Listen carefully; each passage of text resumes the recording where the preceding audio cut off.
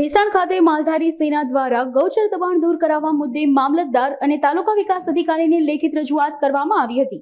રાણપુર ગામમાં સરકારી ખરાબો જમીન ઘણા લોકોએ પચાવી પાડી છે, જેને કારણે માલધારીઓને પશુ ચરાવવા માટે જગ્યા નથી, જેથી પશુઓને જીવના જોખમે જંગલમાં ચરાવવા લઈ જવા પડે છે। જો ચુકાદો નહીં આવે તો માલધારી પોતાના પશુ સાથે મામલતદાર કચેરીએ ધારણા કરશે।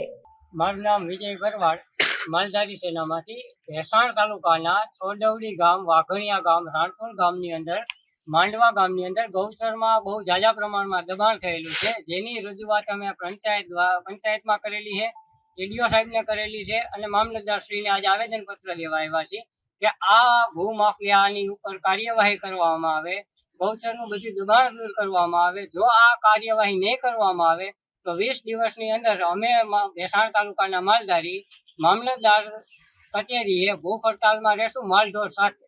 એટલે આવનારા સમયોમાં જો આ કાર્યવાહી નહીં થાય તો અમારે આ ફરજ રહેશે, અમારે ઉપવાસ આંદોલન કરવાની। અને જો પંચાયત દ્વારા, સરપંચો દ્વારા જો કોઈ કાર્યવાહી નહીં કરવામાં આવે તો અમે લોકો આ ભૂખ હડતાલ કરશું ને કરશું, ભેસાણ તાલુકાના બધા માલધારી દ્વારા।